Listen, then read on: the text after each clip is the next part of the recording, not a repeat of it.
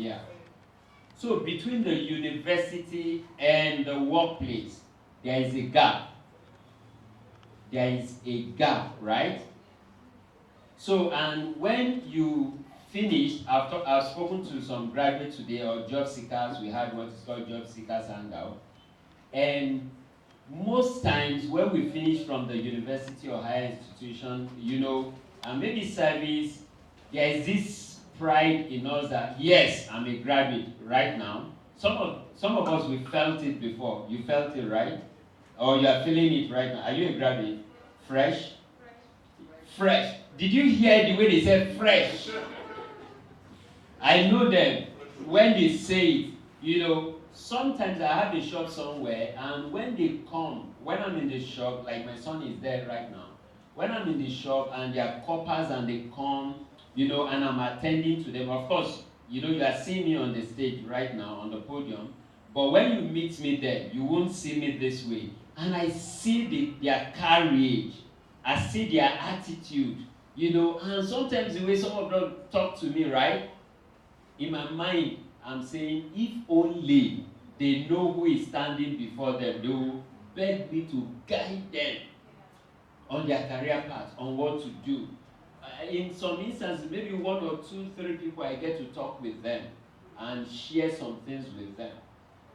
So there's this attitude that I'm a graduate now. Then this follows, this entitlement mentality that I'm a graduate, they should give me a job.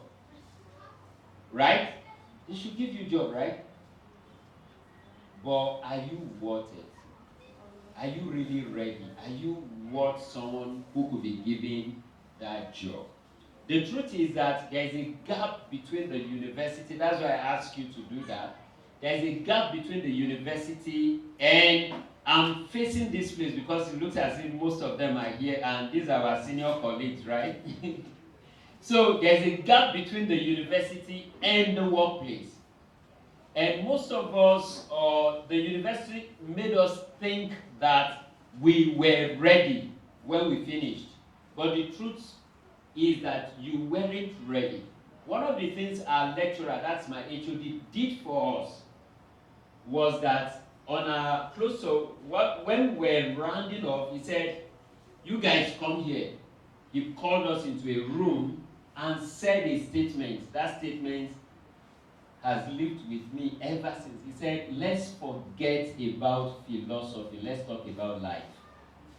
I forgot everything till date. I can't remember the philosophy units, course units he taught us.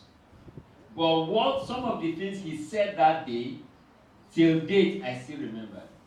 I still remember. Right? Because he talked about life after school, not what we were being taught. Of course, he related some of those things to the outside world. And that gave us perspective. Write that down, perspective. One of the things that make you unready for the workplace is the perspective you have. The perspective the university gave you is different from the perspective that is obtainable in the world, in the marketplace, in the workplace. It's different. We cram and regurgitate, right, in the university. But when you get to the workplace, you will not be cramming and regurgitating. You need to know it. So first thing is that the perspective, your perspective to the workplace makes you unready. And where I'm coming from, I told them something. I said, we shared a whole lot, which some of the points I will touch on. And I said something, this is the solution. I'm jumping ahead of myself. I know my 10 minutes will soon be here. This is it. If you want to be ready for the workplace, this is one of the solutions. You've got to spend time with people who are in the workplace. Most of us are not spending time with them. Uncle Gaya is here. You can't spend 1 year following Uncle Gaya or any of our senior friends here, right? 1 year volunteering, following him, becoming an apprentice. Are you following me? You cannot, mark my word, you cannot spend 1 year with him and remain the same. You cannot. That's one secret. Even the time we spend in the university and we think we are spending time, a lecturer to 100, 500, 1,000 students, they can't drill in some things that they need to drill in. You can't get the right perspective, right? You cannot. But when you become an apprentice, I know we use the word mentoring a lot, but let's look at apprentice right now, apprenticeship. When you become an apprentice to someone, you pick a lot from such a person. You pick one, perspective. 2, you pick skills. 3, you pick knowledge. Are you getting me? So when you are there, being an apprentice or maybe mentoring, so to say, your life doesn't remain the same. There are things, wisdom nuggets that you pick up from such a person that the university will never teach you. Never. And I say, mark my words, never. And that's one of the missing gaps in our educational system. It's book knowledge that we only have. And even that book knowledge, you can't apply them. You can't apply them. Why don't you go for practical? Become an apprentice. Become a thorough mentee. Did you get that? You cannot, if that's the only word you are taking away, you cannot spend time with some of us, as in you really spend time working, volunteering, and live the same. Pastor Ayodele is here. The same thing. The same thing. You cannot. And that's the secret I'm living with you. As you step out here, there's someone living your dream. There's someone. There's a lady, there's a woman, there's a man out there living your dream. And maybe the only thing you need is access, right?